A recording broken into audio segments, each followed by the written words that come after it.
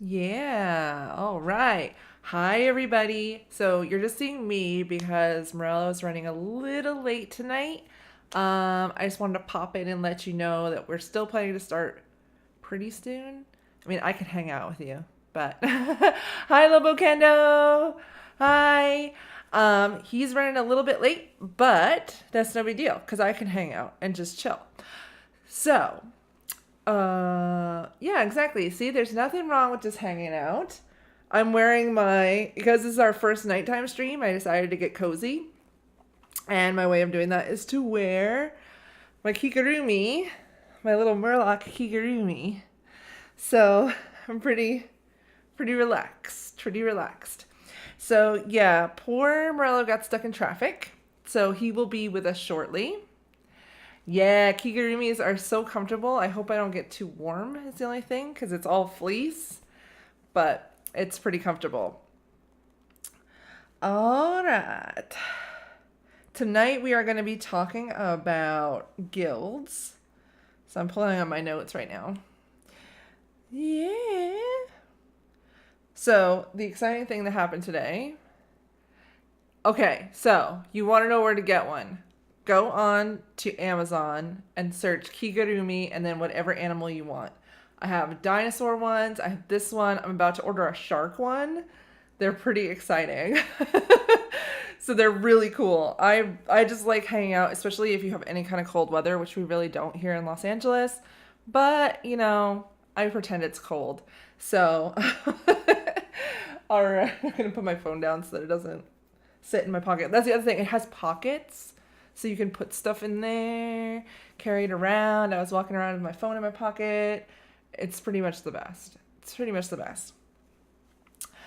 And yeah, you'll find a pretty good quality one on Amazon for about $50 usually, roughly. That's how much I usually pay for mine. So yes, it's trying to find an anime one. There's usually not a lot of those because they try to make them in animals or something like that. So you can find a Pikachu one. My holy grail one is a Snorlax one or something like that. Yeah, there's some different Pokemon ones and things like that. So getting a slow start to the day, but hopefully Morello will be out of traffic and with us shortly. So keep on filing in, folks.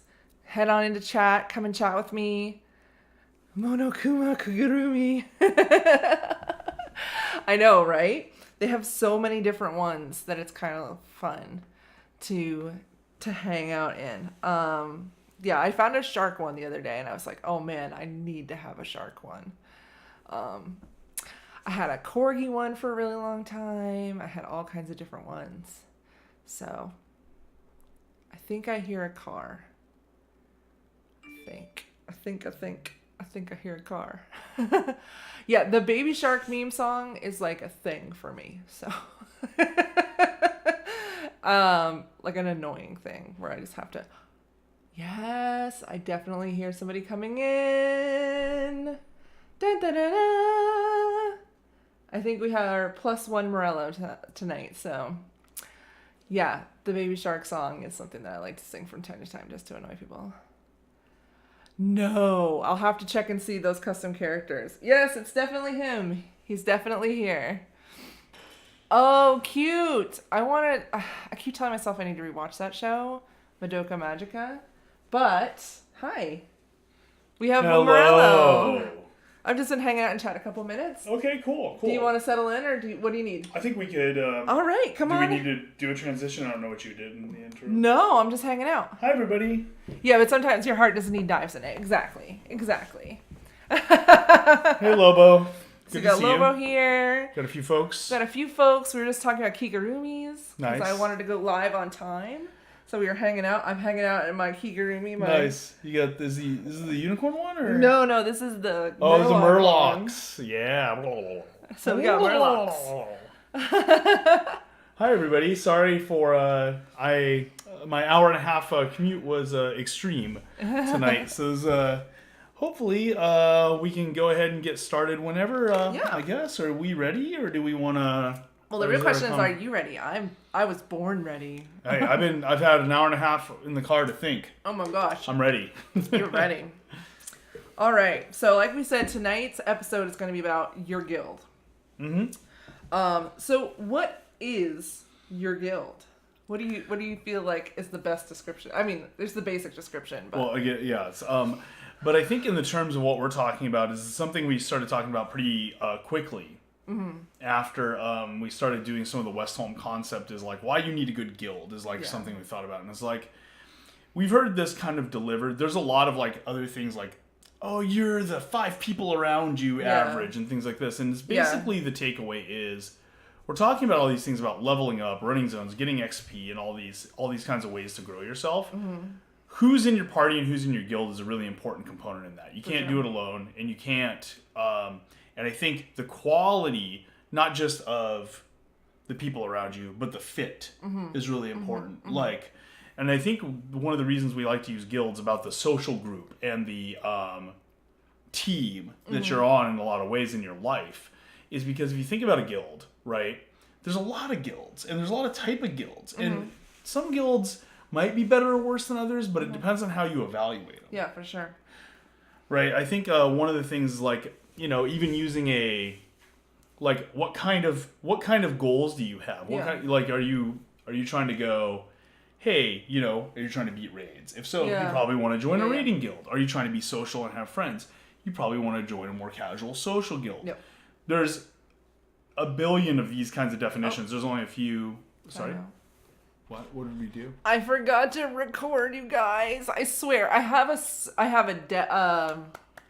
one of the stream decks, and so that will be starting next week. Okay, that's all right. It's okay. Yeah. Okay. So anyway, what we're talking about is the type of guild you join needs to kind of match up to what your goals are, and I think that's the first thing to talk about. Is not about for sure is your guild good or bad, but maybe the fit. Well, and I think let's start really with clarifying what your guild could be. So like you were saying, there's a quote from Jim Rohn that is, you are the average of the 5 people that you spend the most time with. Hey, Blue Muzzy. Hi, Muzzy. Thanks for coming by. And that's, I think, when we started talking about guilds, like really important. Think about like, what are those 5 people that you're spending the most time with? And then a little beyond that as well. I think when you think about your guild, it's real easy to think about like the people that surround you, like your friends, your family, and certainly in your early life, it's your family or your caregivers, and they're going to help you with survival and training and all that really basic stuff. But then once you get into later life, it's your friends, obviously, and your family and stuff like that. But then also sometimes it's your coworkers, sometimes it's your neighbors, so it can really be wider than you might think initially. Yeah, and I think it's also the one thing that it's hard to transfer into the guilds kind of conversation that I think is important is, and a lot of times you have multiple guilds that have different definitions that overlap. Yeah. Also, for like you were mentioning several, like your family's a guild probably of if you're you can choose to be part of it or not, but it is a guild, right? Right. Friends are a guild, coworkers are a guild. You know. I guess I don't see them as separate. Yeah, you see them as kind of the same group. I see them as like because of course it's like in any game, you only really join one guild. That's true. And it's just like made up of the people that you hang out with in various different ways. People that are involved in your life so that you interact with on a regular basis. It might even be, you know, the person who always delivers your pizza. You know? But depends on how often you get pizza, really. I get pizza a lot. We talked about this last time. It's true. I had pizza last night, and I can't promise you I won't have pizza tonight. But I guess the next question is, why do you even need a guild? Like, why? Why do you need a guild? And I think it's real easy to be like, it's way harder. It's the same reason why you would want a guild in a game. It's way harder to get anywhere without one. Right, and there's certain kinds of content, you know, to continue to use the zone metaphors that we like to use. There's certain kinds of content that are made for groups. Yeah. Could you beat it on your own? Maybe it's actually technically possible. For sure. But it's at least inefficient, if not nigh impossible. And the kind of group content that we're talking about often is where some of the hardest work and juiciest rewards live. Right. And that support, about having both a group you can count on, people who can count on you to help with theirs, and kind of this shared structure of, hey, we're supporting each other maybe in different ways. Yeah. Helps us all get through the tough parts of the zone Yeah. together. Yeah. And I think, absolutely. and I think a good guild, if you think about the difference between like a good guild and a bad guild here, I don't know if that's where we're okay. Sure. Okay. This, Head anywhere you like. is let's say let me spin it. Let me weave a tale. Oh. For you, like or an example. It's story time on the Morello. So we've all played MMOs and stuff, and probably had a series of guilds we've joined with our friends that already exist outside a game, or that exist from like we joined some pug because we're new to the game and we wanted a social circle. We did this in Final Fantasy XIV For sure, actually, yeah. when we were just playing Yep. by ourselves. And there's a few different outcomes you can look at. One is the guild's kind of this background chat and nobody really interacts. That's okay. That's It's one like level, yeah. it's kind of like that's kind of like the equivalency of having a guild in real life. I feel where it's like, hey, we all kind of know each other and we see each other in the same places over and over again, but we don't really connect or share a lot Yeah. together.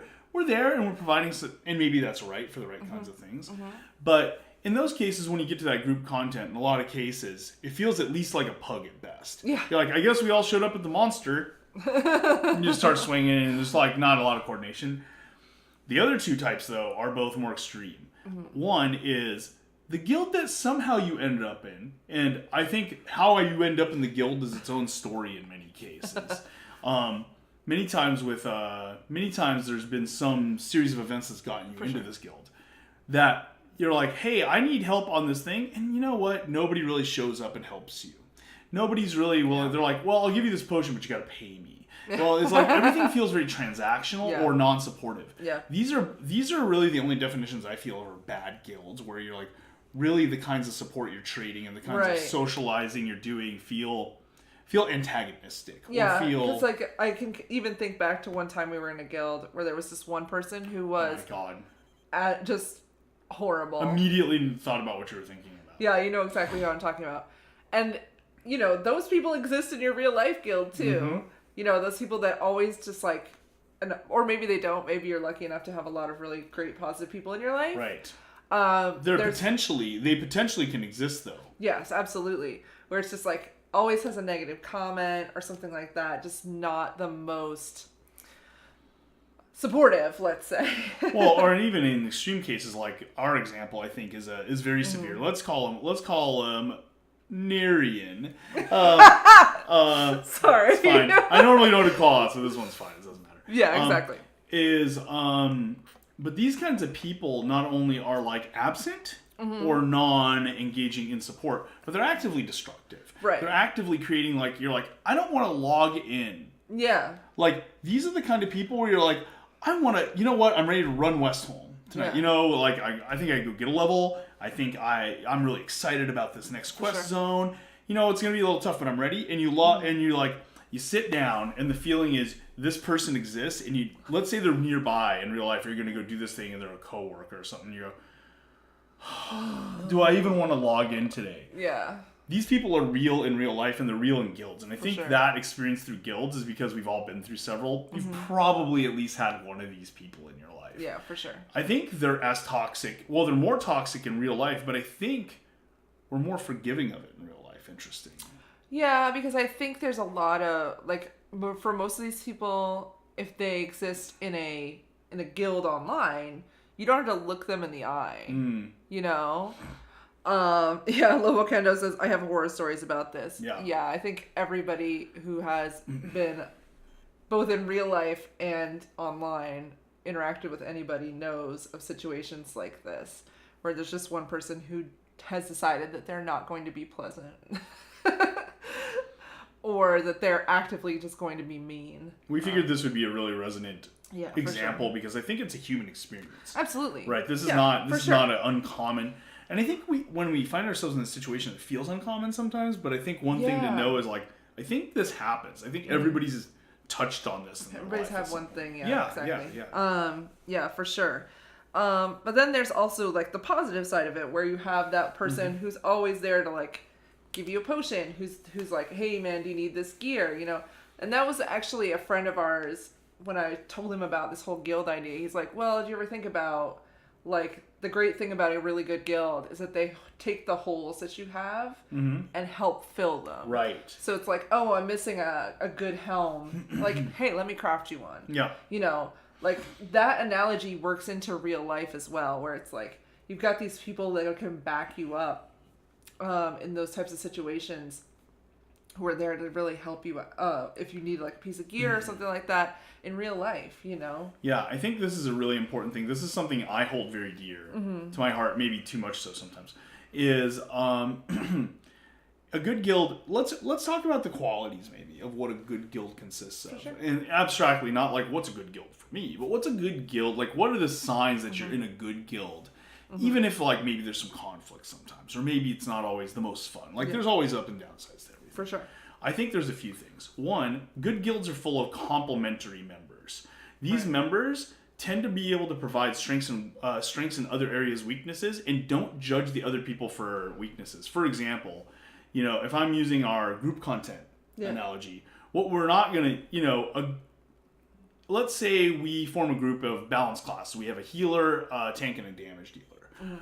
You know, this is a good group to have. But what we don't need to be doing, and what a sign of a good group is if we're looking at this complementary skill set, is we're not sitting here judging the healer's DPS. We're not like, man, you suck, you're not doing DPS. No, I'm doing DPS, you're healing, or I'm healing, you're doing DPS. We're not having judgment over those strengths and weaknesses. Instead, we're kind of working together to support each other. You know, and we understand that. We don't go over to the healer and we're like, yo, could you put some fire on this, please? Like, let's move it, chuckle butt here, and I'll be laughing for the rest of the video about chuckle butt. You like chuckle butt, and so I think that's one of the big qualities: they're complementary and non-judgmental. Yeah, for sure. Another one is in some way, not necessarily in a like specific component of this word, but it's something like this. There's a shared understanding of what we're here to do. Yeah. And it doesn't mean we're all like shared purpose all the time, but we have something in common that drives our relationship outside of we just kind of like being around each other. Yeah. Those people exist in our life, but sometimes they aren't part of your guild. Yeah. Like that's where maybe acquaintances come from. And I think those people can definitely be a part of your guild. I think they just always one of the aren't. things that you and I are running into as we're talking about this, because you know we're doing this live, is that you and I feel like have really different I wonder if we do. Ideas of what a guild is. Yeah, that's a good point. So we've only talked about this very surface level, so maybe we'll be exploring the concept of a guild. Well, we're all exploring together. Because for me, I would think that really any person that you have consistent interaction with is part of your guild, whether you like it or not. Right. Maybe that's the thing, is maybe it's like, I mean, they're part of your guild, and that's kind of the that definition isn't once you're in the guild, who's in your guild is who's in your guild. Yeah. I can hear that. Yeah. Whereas it seems like for you, what do you kind of feel like? I think I'm overly defining it. Yeah. I think I'm overly specifically defining it, perhaps, because I like your definition. I think a little better about a guild, where I think they're people. To me, I've always been defining it as people that I would, and this is not the right definition. I think now that we're talking, maybe what I'm talking about is a party. Actually, I like this. Yeah. See, here's where we're going. I'm defining it as people that you're currently that you could reach out to and talk to on a little bit more of a connected level. Okay. Maybe party's also wrong. Maybe it's friends group. Anyway, we're in the weeds. We're in the weeds. But I think your definition of guild is good in this context. Is we're talking about, for good, bad, and different, intentional or not, the people who you are connected to in some way in your life. And let's go with that definition for the rest of the episode, because I think that's a good spot, and I'm going to edit this video later. Because I think it's good to start with a good definition or the exploration. Yeah. So I think, let's go with a guild as anybody who's a part of your life. Yeah. As opposed, and maybe we'll talk about the concept of the current effort is the party. Like the smaller group is the party. And maybe we don't need to define it as small as that at this point, just because, like, you know, we all have our friends in the guild. You know, and that's really the kind of the way I see it is, where it's like, okay, no, these are the people that I'm close to. These are the people. It's a big guild. Yeah. your guild is probably a pretty Right. big guild. Because it includes things like coworkers and family, and then your friends, and it can include all of these people. And maybe a thing that's important to talk about what a guild isn't also is a construct of people that you don't interact with. Yeah. For example, let's use my job as an example here. Riot would not be a guild for me because I don't interact with all the people at Riot, right? It's an association, but that's not like, if I acted with all 2,000 people at my job, then that would be my guild. No. But since we don't... Oh my goodness. Oh, yeah, you got the little... I got the thing on. The updates. Oh my god. Okay. So I think So that's this the is other thing happening. is, like, if we want to define it, it's, the intentionality of the connection doesn't matter. sure. But that you must interact with a person in some direct fashion does. Yeah. There's not just a loose association of unadjoined things. Yeah. Yeah, okay. Yeah, the game. I like Lobo's thing where it's like the game server would be all the people that you can Yeah, interact with. that's and then, cool. Although I feel like we might be extrapolating it out a little far. Yeah, we can draw this in because I think we can stay focused. But For I think sure. I like that. I like that take. I like that take too. Because there's such a great big wide world of people. I feel like there's Awareness? No, I was like, wait, that's the wrong thing. that you can interact with, and I think it gets into because I like to really extrapolate it out. It's your guild is all those people, and then there's other people that you can kind of see that I feel like are in your guild, even if you don't necessarily know them. Like having mentors and people that you look up to and things. I feel like they're still even, like in your guild kind of because you associate yourself with them in some way or another. Okay. So you don't think the direct connection is the important definition there? That we have a two-way direct connection in some way? Okay. Right. Okay. I mean, but that could just be me. Like, we've clearly seen, like, I have this wacky idea of what my guild is. So I think, defining a guild seems to be the first step, and that's good. Probably should have done that before. I didn't think about it because that's all right though. But I like this. I like. We've always said we're doing this show live. Yeah, let us know too if you're like, if this is cool to hear the exploration, or you're like, oh my god, you guys. It seems like people are digging on the exploration. Cool. All right, then you guys like it. I like it. Okay, cool. I'm not familiar with Dunbar's number. Yeah, Muzzy? What's Dunbar's number? I would love to hear what that is. While he's giving that explanation, though. Yeah, for sure. Did you want to talk about... so we talked about some of the definitions of a good guild, and I think one of them is, like we said, so one of the definition is complementary, as opposed to either... You don't want a whole guild of rogues. Yeah. Probably not a good scene. It's even if you have probably the best... get a whole lot done. Yeah, even if you have the best intent, it's like you don't want everyone to be the exact same class and the exact same capability. And if we have a complementary set, it also means that we have to have something shared in common that is having some kind of connection with the life. Yeah. Which, is it... Maybe that thing is not healthily handled. Maybe that thing is healthily handled, but you need something. There has to be some connective tissue there. Right, exactly. So that's one element. I think the another good element... Oh, yes. So, go ahead. Muzzy just explained that Dunbar's number is a suggested cognitive limit to the number of people you can maintain stable social relationships. I actually did know about that. I didn't know that's what it was called. Yeah, same thanks here. for letting me know. What I like about that? Like, Dunbar's number is almost your guild cap.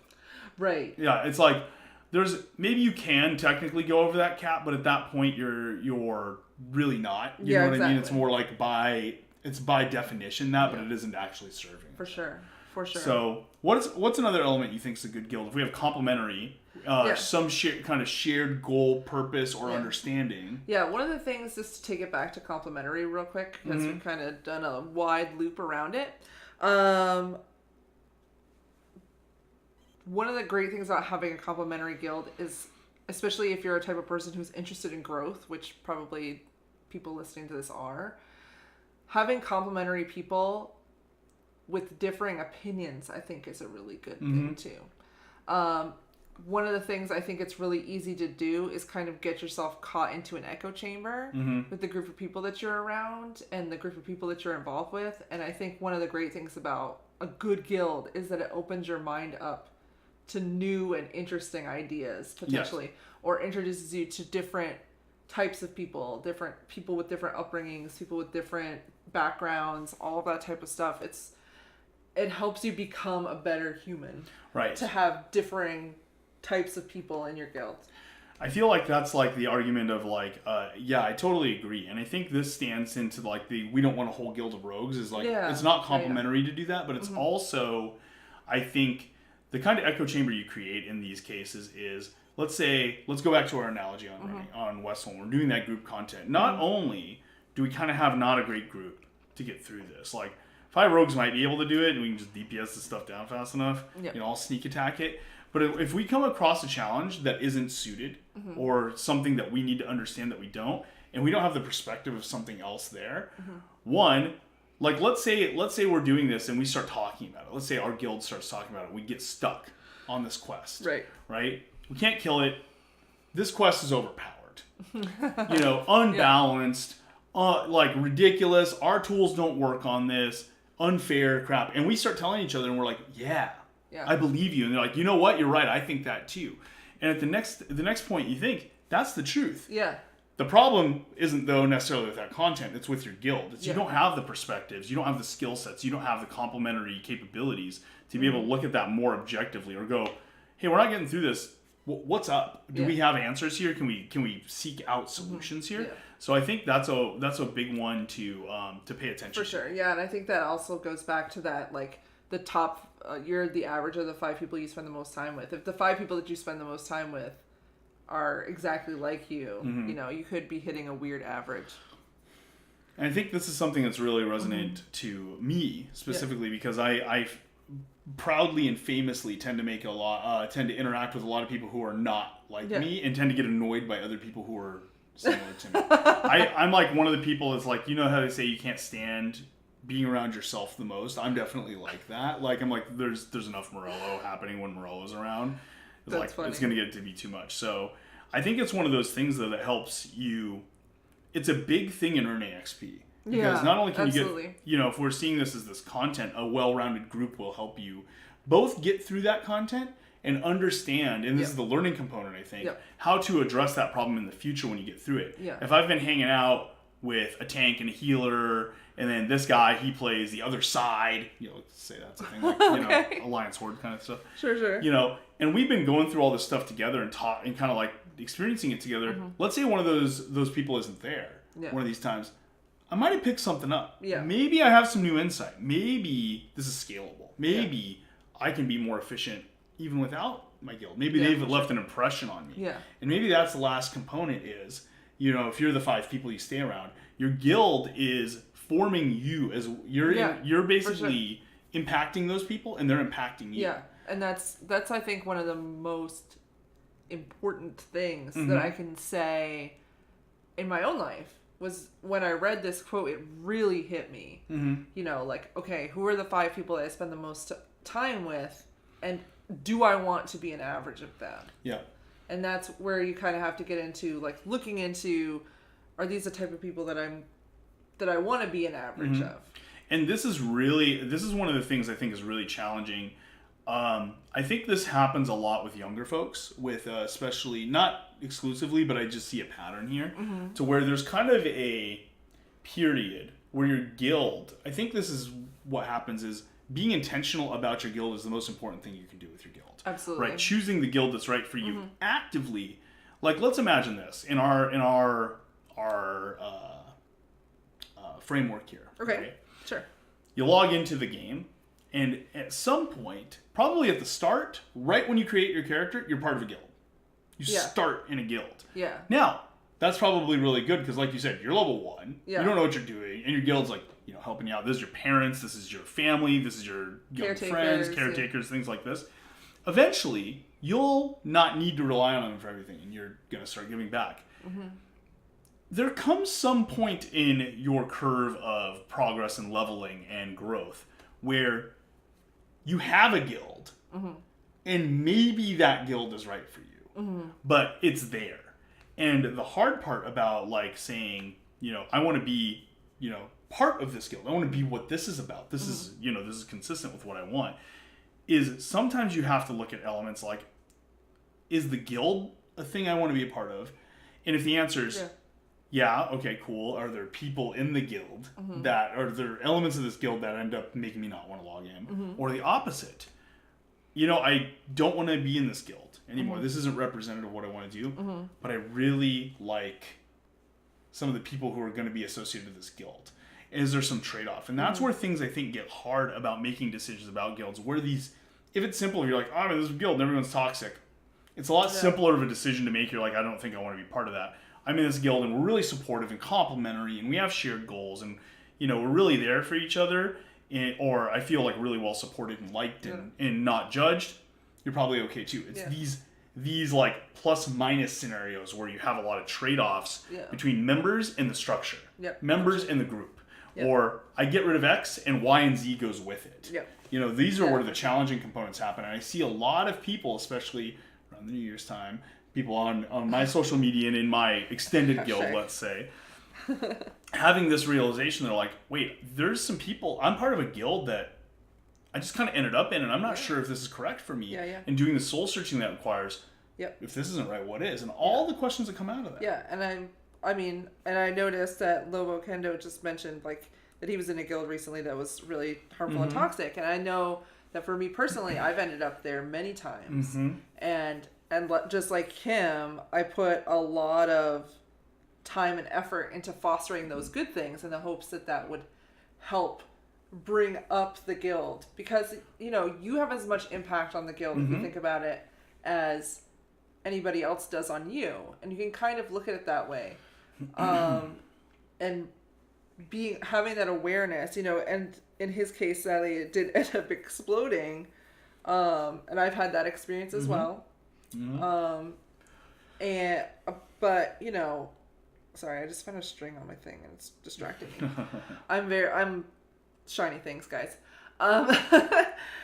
But like you were saying with the negatives and all of that kind of thing, where you kind of have to find that balance. It's really important to find that balance because there's only so much that you can do. Right. There's only so much impact that you can have. You are but a member. You are but a member. Yeah. Yes. And then having the awareness. Awareness. It's the magical word on running Westholme. To know whether it's good or bad for you is, I think, one of the braver things that you can do in your life. Especially when it comes to groups that you've been in for a long time.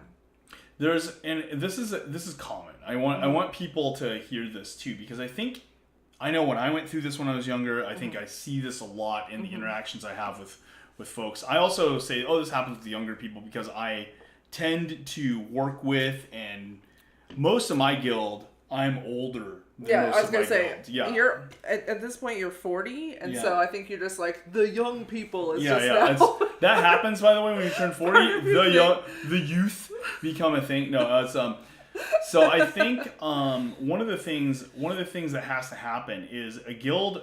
I think there's a time when you have to make a decision, and that decision has to be active.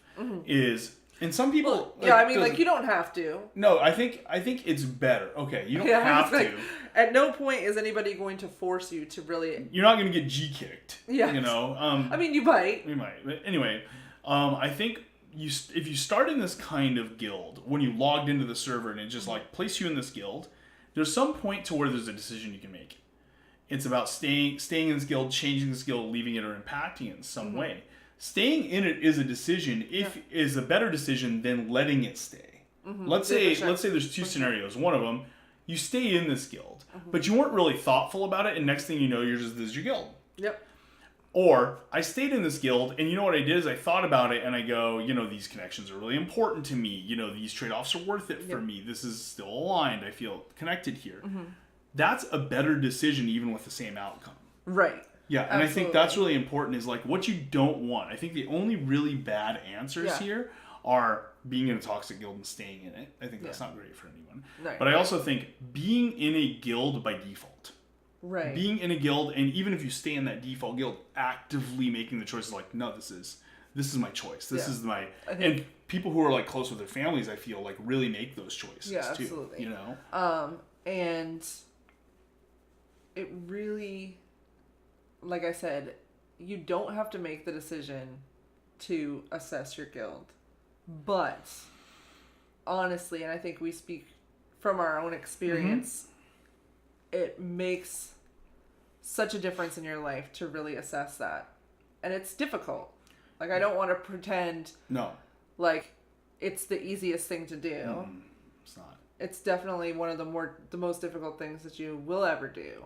Well, if you've ever quit a guild that's good but not perfect, or hey, there's some stuff I like about it, but in an MMO, that's hard.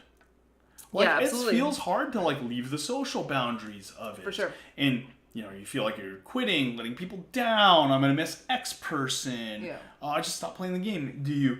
You know, how many of us will quit a guild and be like, you know, maybe I'll just not play the game. Yeah. And maybe I still wanted to play the game, but I couldn't handle the part where I leave the guild and then go play with a different guild. That feels weird. Yeah. It's emotional even in the context of an actual game, which is more abstract from us. Right. In your real life, it's extremely hard. Yeah. And I think our official, I'm going to say this, Okay. our official stance on running Westholm is maybe everybody's where they're at right now. Yeah. Maybe if you're watching this, you haven't made that active choice. Maybe you're in a passive choice place right now.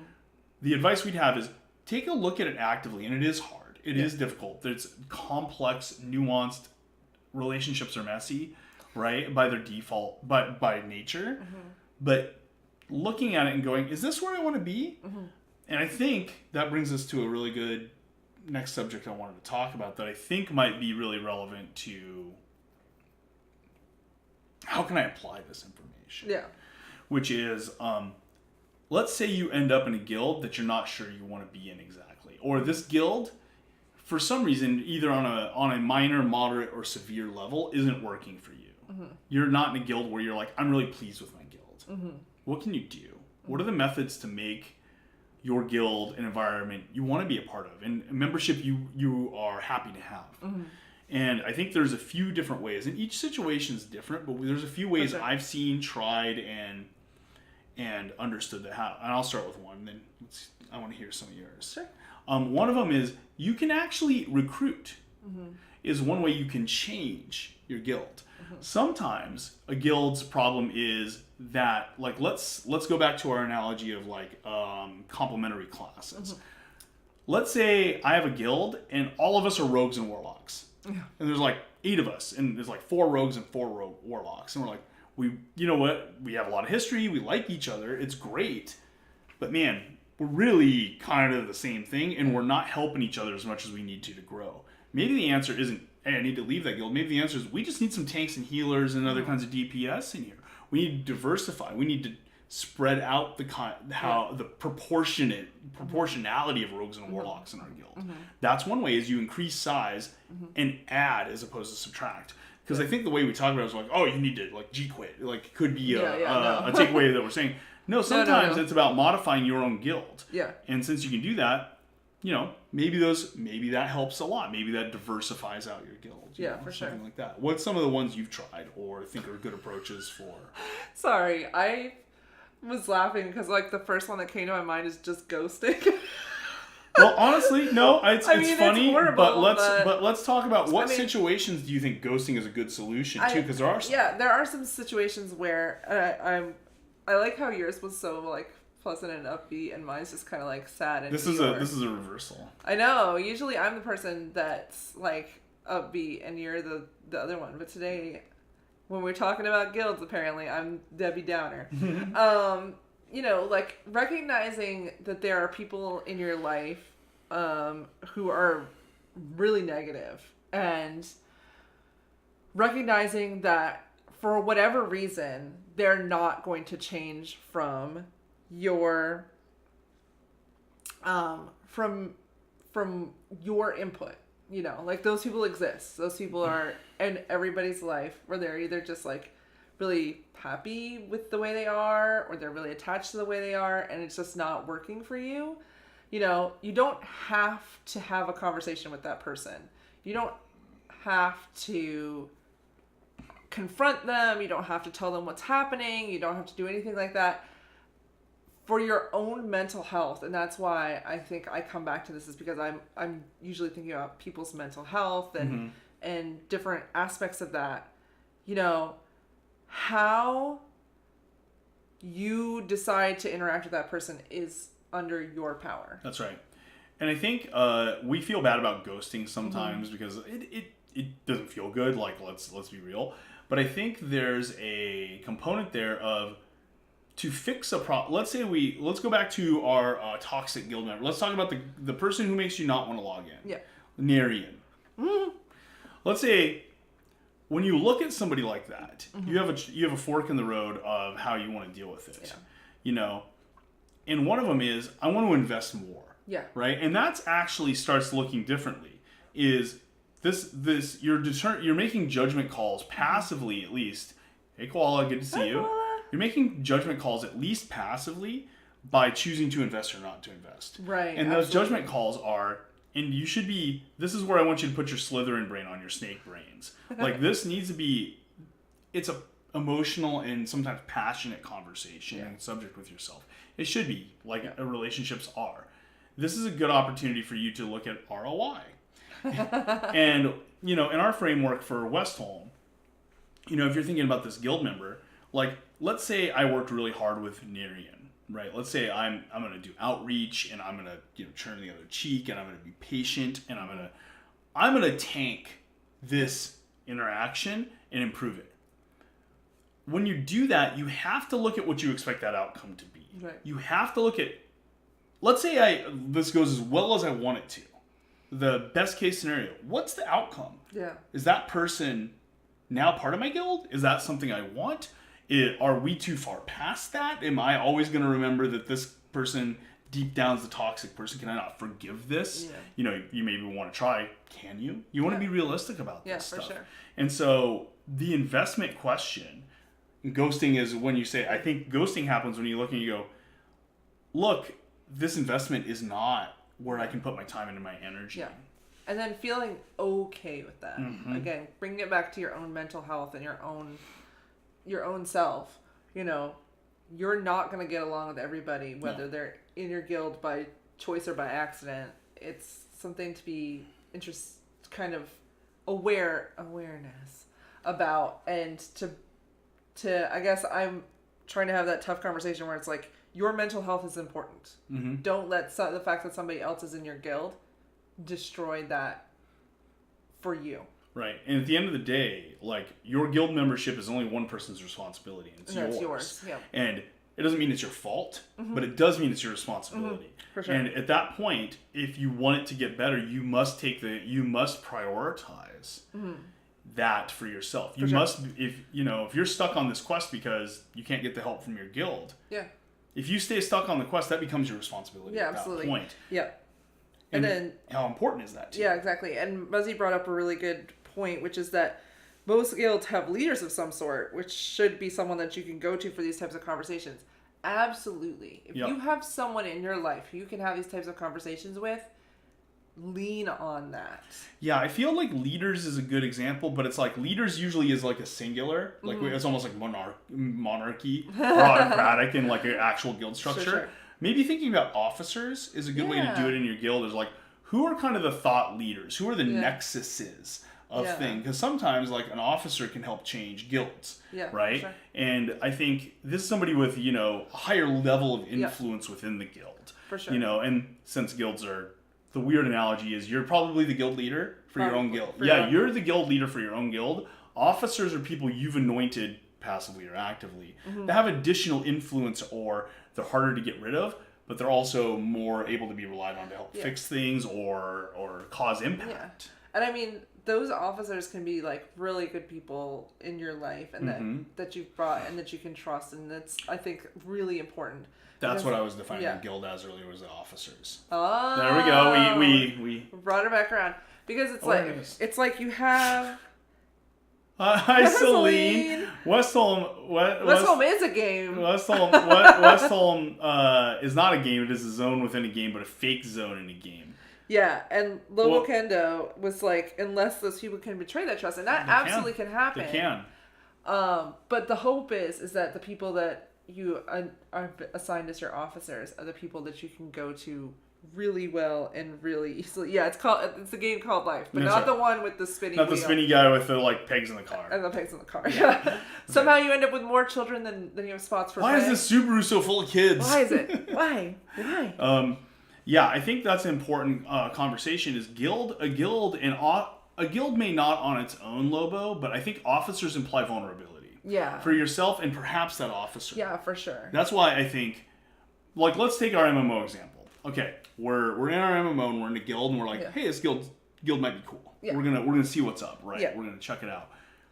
You're the guild leader. You have supreme authority over who's in your guild and not, which is actually why you're the guild leader. This works a lot better than I thought it was going to. He's feeling it now. He's getting in into the rhythm. a guild, do you promote everybody to officer?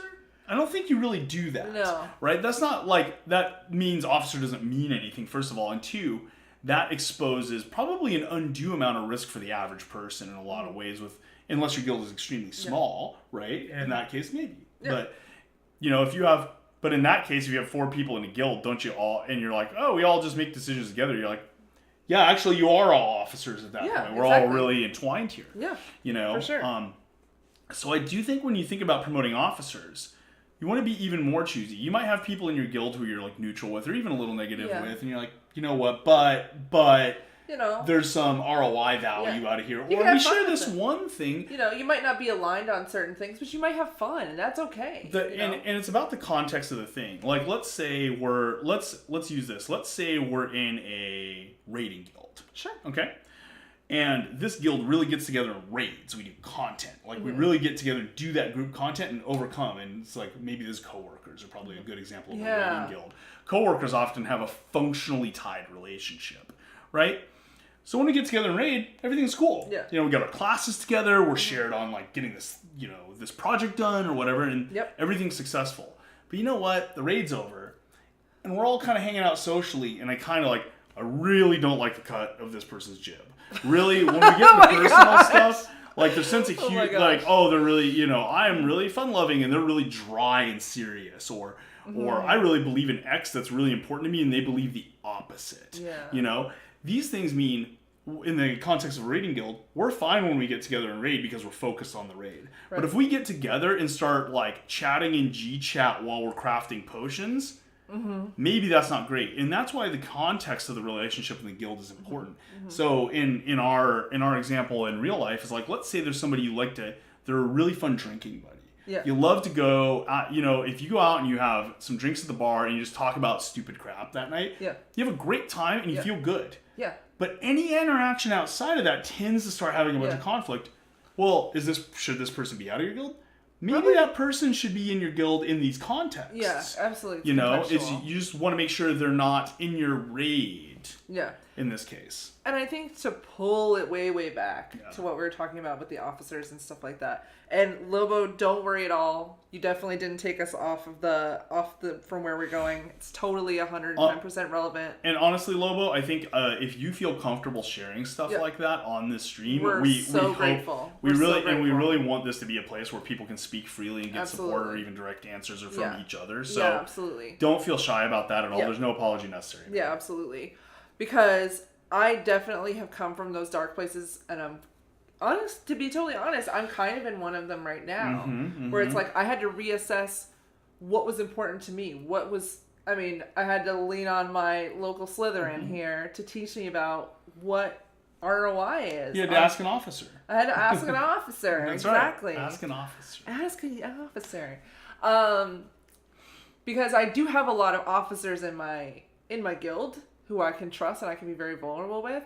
But I'm the type of person who needs not a huge guild, but a lot of officers. I need to have people to help keep stuff locked down. Yeah, you need a high ratio of officers to members, I'm a little the opposite. Right. Where I like a large guild, but the officers center for me, but it's like if I had a small guild, and actually, like we want to talk about why I started streaming in a lot of ways, is like having that large social contact for me is really important. I need a guild with 10 members that are all cool is great, but I'd like a guild that's a little bit larger with some people I'm close to. Yeah.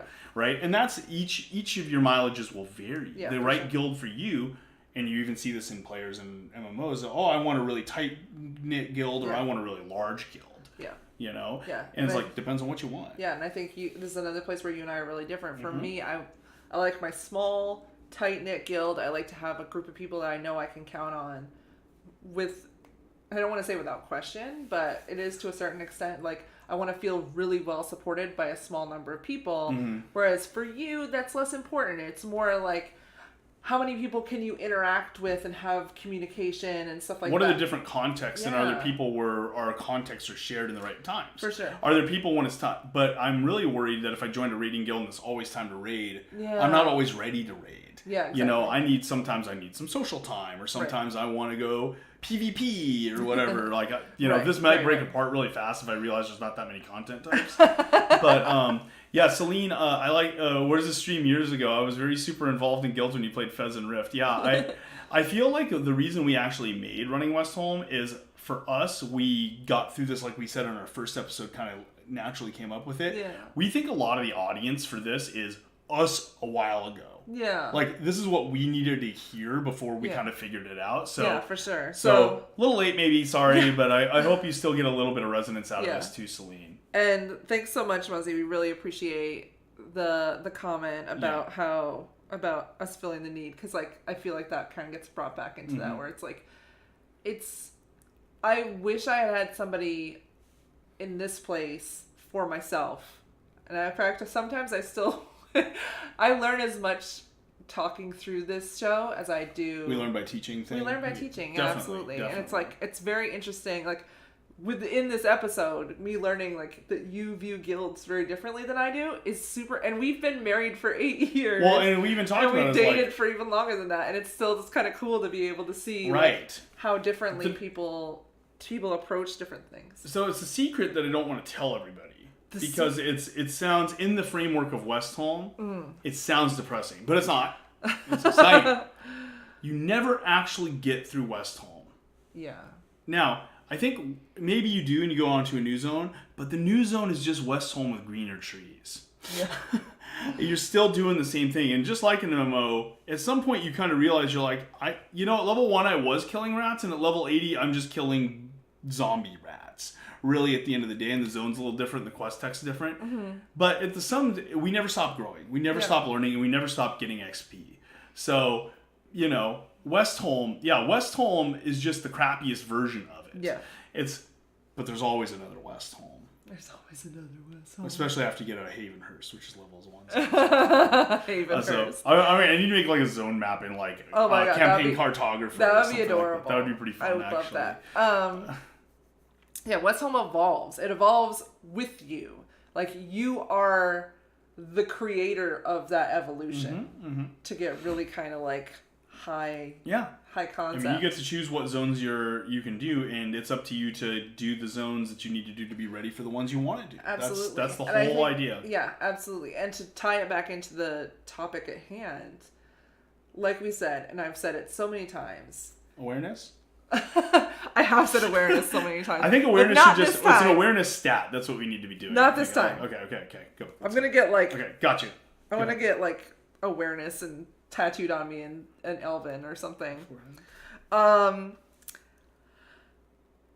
Remember that you have the choice, and that it is your choice, and it's an active choice that you should make if you want to keep moving forward and evolving in this Westholme and keep moving forward. Right.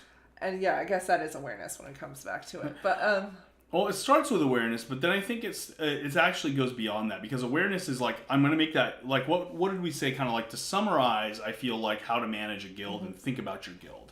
1, it starts with analyzing the guild you're in. Are you there by a default passive situation that's put you in this guild, or you've actively chosen that guild? And in both situations, how's it doing? yeah, How are our results right now? Are we complementary? Yeah. Are we supportive with shared goals? Do we have the right context within guild members? for sure. Are our officers the correct officers? Yeah. And are we safe with those officers? Yeah, absolutely. Right? Would we trust them to run the guild if we had to step out? That's how I see an officer. Yeah, for sure. Right? Can we and in no case, even if you have a good guild, will you look at all those and go, nothing has any room for improvement? That's not how guilds work, right? Right. Like, have you ever been in a guild where you're like, everything's perfect? I have a guild with really close friends that I like in actual MMOs, and the guild isn't perfect, right? Like For sure. you know, like if we could ever all show up at the same time and I'm the worst out of everybody, like that would be a huge improvement. For sure. For so sure. so you know, it's stuff like that that you really want to just sit down, and it starts with awareness, but then it goes into analysis. It goes into evaluation. It goes into alignment. And these things take really kind of like actually pretty chunky thinking to get through, because it's complicated and it's emotional. Yeah, I was gonna say it's very tied into a lot of emotion, and I think like that's why I said it's one of the bravest things that you'll ever do. Is just because you have to really sit and recognize, you know, like, how are these people impacting me? Right. Is this something that I'm okay with? Like, I hate to make it sound so dry, but it's like you kind of do have to look at the ROI. You do, because oftentimes if the ROI isn't good, it can be incredibly damaging. And I feel like it's like one of those things, a general piece of advice I found. Both Carolee and I are different in this way too, and I think it's actually important. Like when you think about each other as, we're obviously officers in each other's guilds, right? Yes. But we think about what we provide in the officer role to the leader, right? And in this case, I think when you think it's something that's really emotional, it's really important to come up and be rational. Yeah. It's really important to pull back and make sure that those emotions aren't creating a bunch of bad decisions for you because they feel right or wrong, right? On the other hand, if you're thinking about something that's really that's easy to start trying to break down into rational thinking, you might need to go and hear from the emotional side of what's going on and go like, What's the argument I heard is like, oh, you know, you're sitting there and you're thinking about these problems, you're doing all this root cause analysis, and I do this all the time, and then someone goes, yo, it feels bad. You know, you're like, yo, that pisses me off. That's important, right? Like, so I think this is an important thing that guilds like expose is like, when one thing is very emotional or hyper rational, it's good to check with the other side of the coin on that stuff. And officers sometimes provide that for you. In our case, that's a huge component of our guild. Yeah, absolutely. Our guilds. Sure. Guilds. Yeah. And I know that I'm an officer in other people's guilds, and I provide that role for them. In fact, I'm everybody's honorary Hufflepuff paladin, and so I have a lot of Paladin of the Badger. Paladin of the Badger. You know, I know that's kind of my place in a lot of people's guilds, is as that kind of sounding board for maybe the emotional side of things. Yeah, and mine's the opposite, where a lot of people is a grounding force of, hey, we're going to talk about, I know this feels really hard right now. Let's talk about what the right decision for you is right now. Absolutely. Right, and that's how we navigate the world. And if we were looking at guilds of how could we get more rogues or more paladins in the guilds, we'd be missing this value. We wouldn't be able to team up and fight monsters we couldn't beat on our own. Yeah, right? This is super important. Yeah. And now, you know, as we've done this officer level influence in each other's guild has made us better at fighting those monsters on our own as well. Yeah. And that's a really key takeaway is these influences become learned skills. They become long-term. They become scalable. And you become stronger at the end of the day as an individual and make your guild stronger by that method too. I think it's incredibly powerful and can't be talked about enough that you can't just focus inward. It has to be paying attention to the environment around you, especially socially. Yeah.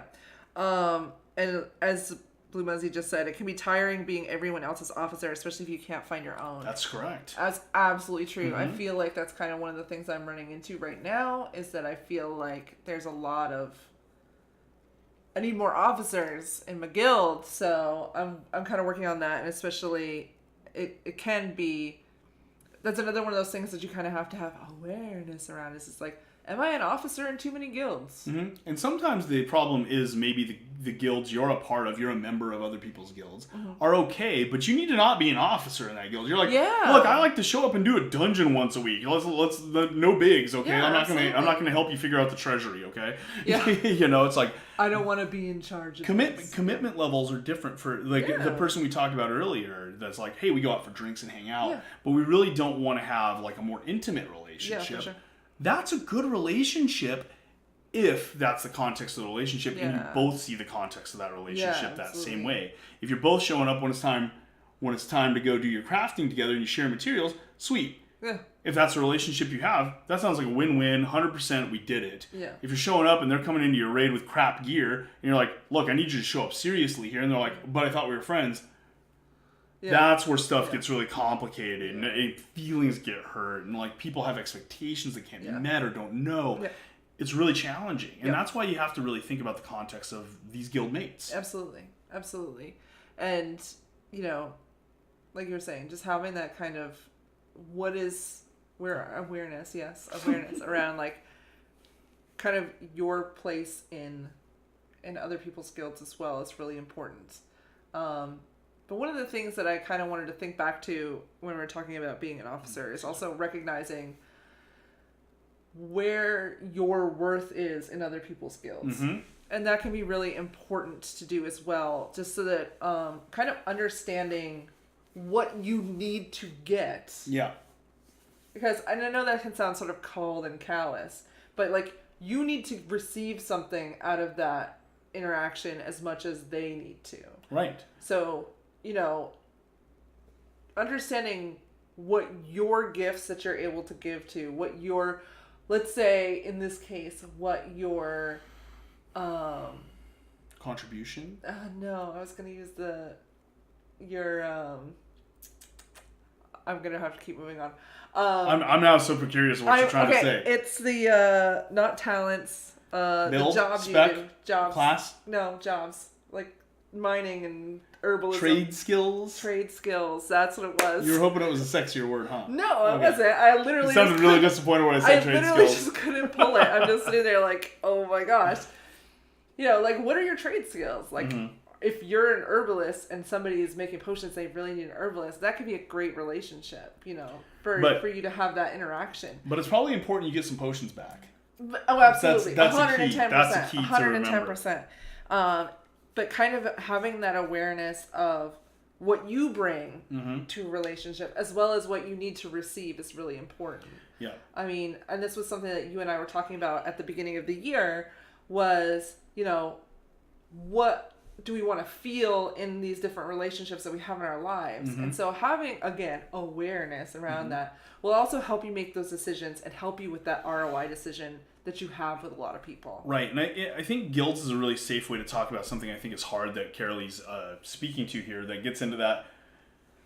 It feels scuzzy if you think wrongly about this. But I think if you think realistically about this, it doesn't have to be bad. Yeah. We like to think, and we've had this conversation about other subjects, is we're like, well, our relationship should be about we just like each other and like care about each other. It shouldn't be transactional. Yeah. Every relationship has transactional features. And that's okay. That's how human beings work.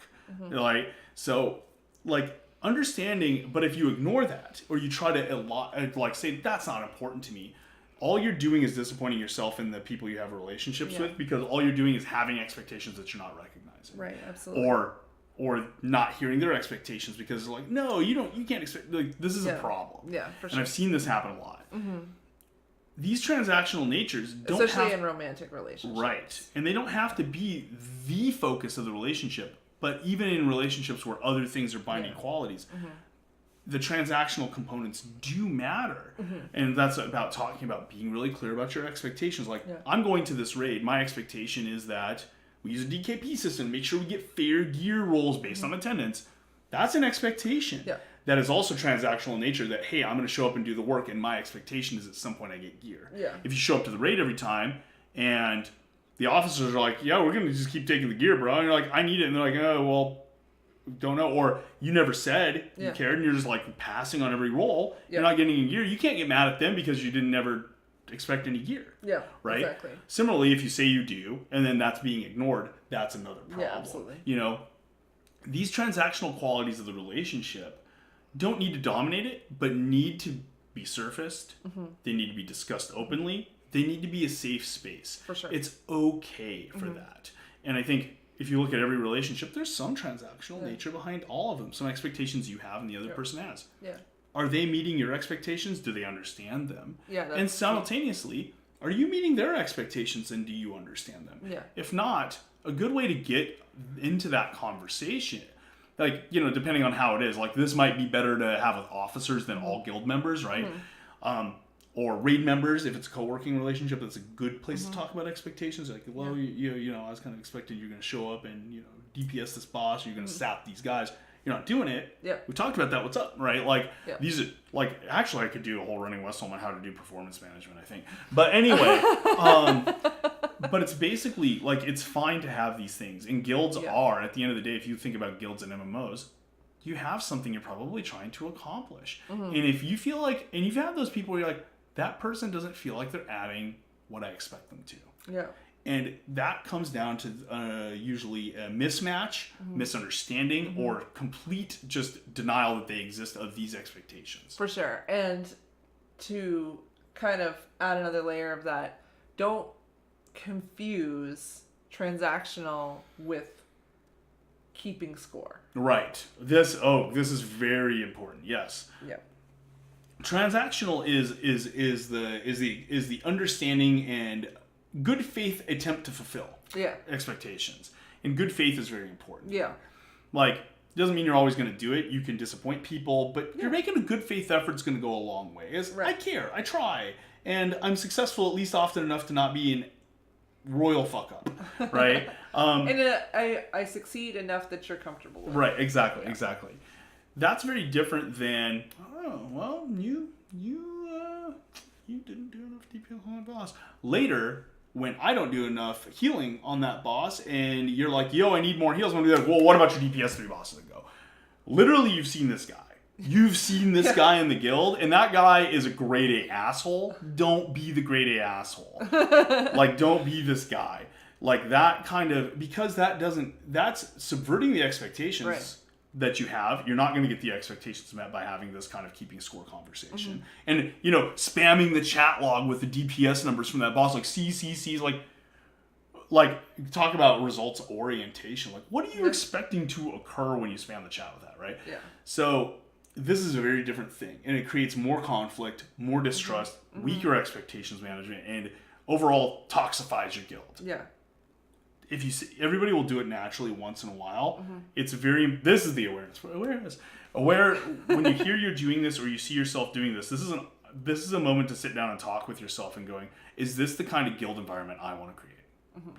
And I think your answer probably should be no if you want to be happy with yourself. It's your guild. Yeah, exactly. It's your guild, but that's guild, a lot man. of stress to put on yourself is keeping score and feeling like it has to be even. And the more you keep score, the more others will be motivated to keep score based on your example. Yep, for sure. And it's never good. Does that make sense?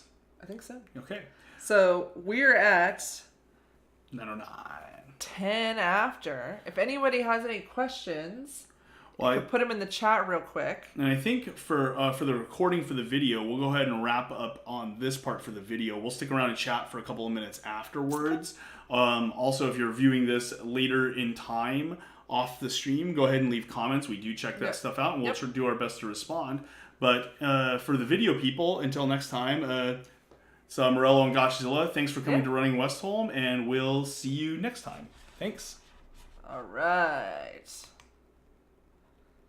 All right, cool. Now that I've put some kind of ending piece on the video, that's the goal I had this time. So it at least isn't just like, yo, we just started stop talking. Yeah. If you guys want to hang out and chat a little bit, you want to, I think I got some time. Yeah, I've got some time too. I'm just cooling my heels off that traffic. Yeah. Oh my gosh, Crunch. Los Angeles traffic is exactly as bad as people talking about. Yeah, we love hanging out with you guys, and we really appreciate you stopping by and listening and interacting and all that kind of stuff. It's really, this means a lot to us. This is a big project for us, and we're very, very happy for the support that we get. We did something 3 times in a row on schedule. That's a big deal for us. That's a big deal. We are a dumpster fire when it comes to this stuff usually, so you should tell how motivated we are. Yeah, absolutely. But yeah, I feel like the guild chat was important. Yeah. Guild chat. Yeah, I feel like we started a little rough. Thanks, Muzzy. I appreciate it. We started a little rough, and once we got our footing, I think it was mostly because I was trying to rush home. Yeah. That I was really happy we were able to share some of that because I feel like it's really important. Yeah.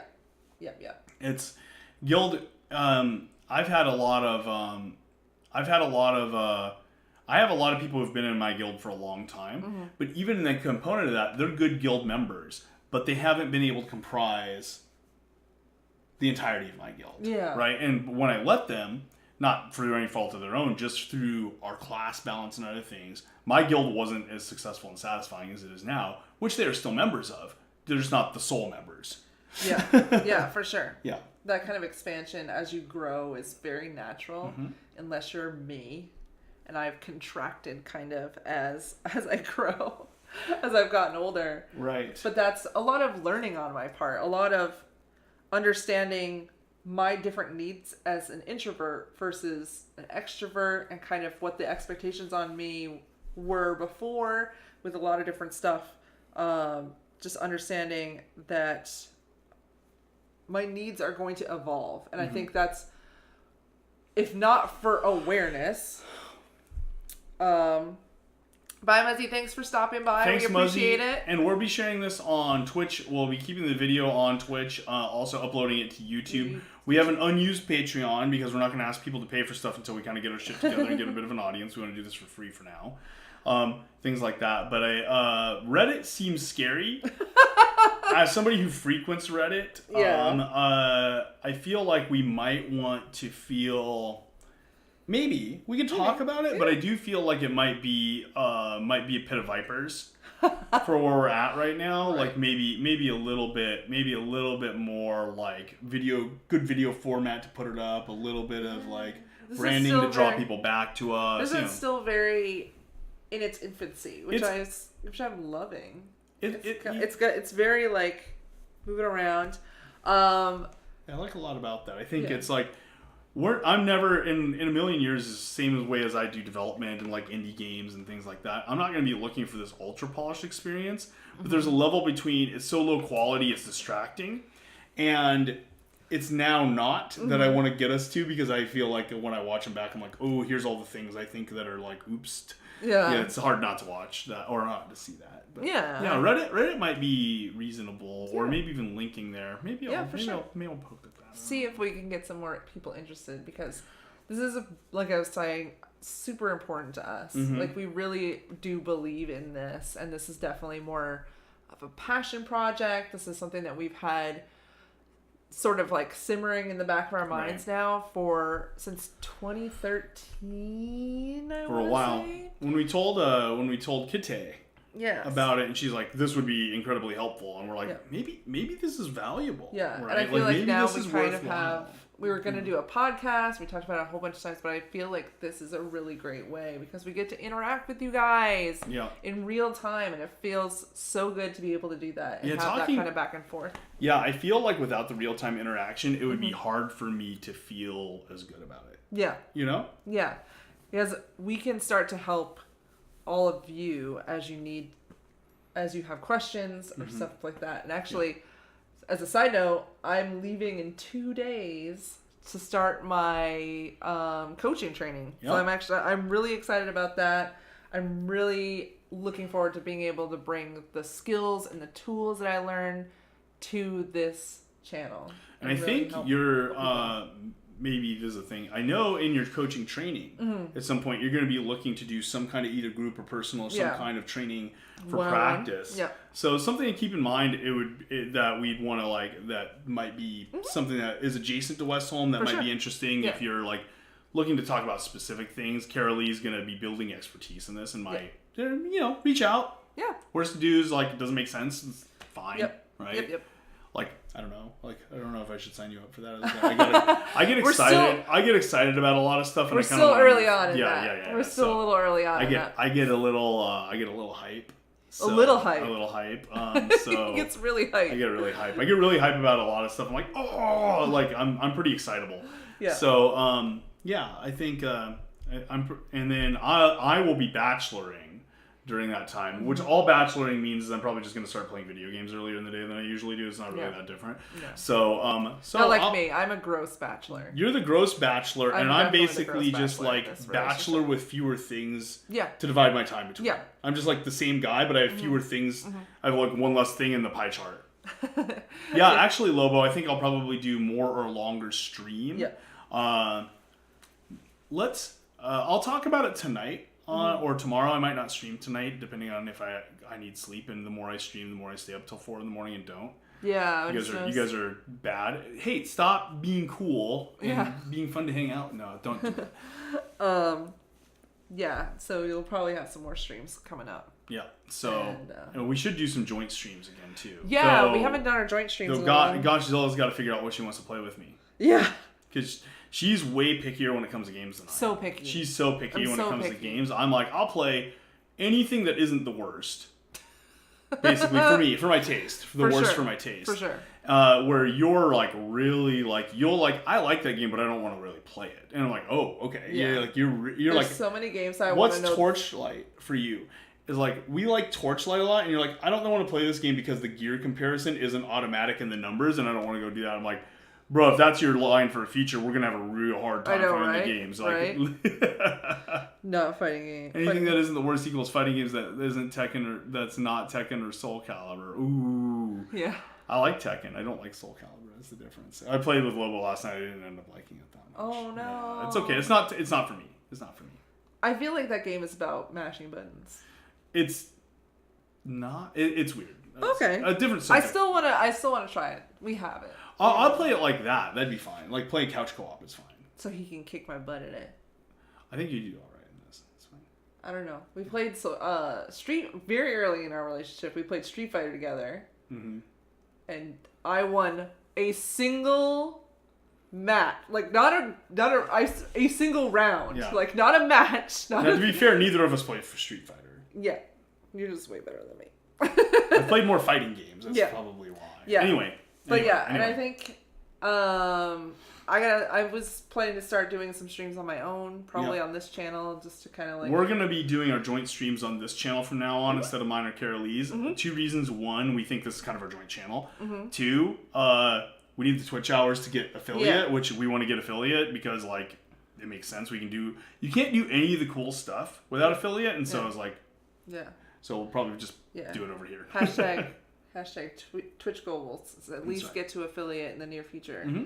We need to really make a smart goal about that. At some point, we'll talk about smart goals here on Running West Home. Yeah. Because I... Talk about raid tiers. I am a crazy planner person, and so I love my smart goals.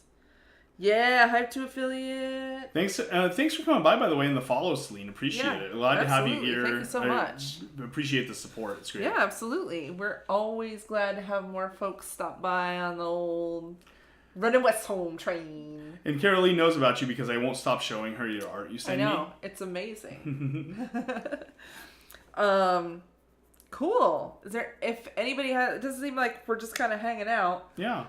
But I gotta eat some dinner. I've had like a single meal today.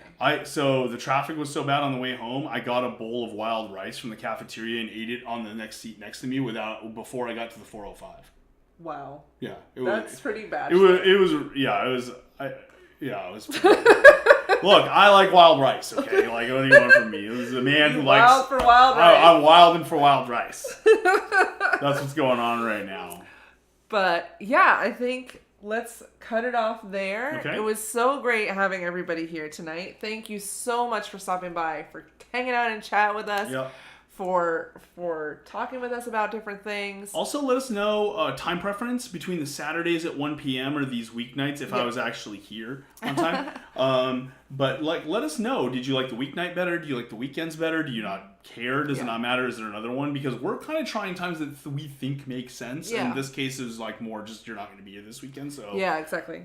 Thought I'd try it out. So let us know what you think about some of the technical stuff like that too. And we're happy because we're working on it all the time. Yeah, absolutely. This is definitely, like I said, we're doing this live. So we're always trying to change stuff up and your feedback is important to us. It's really, really important to us. All right. Well, thanks, everybody. I think we're going to go relax and have some dinner. Have a great night. And thanks for stopping by, everybody. See you next time. Next time. Bye. Bye.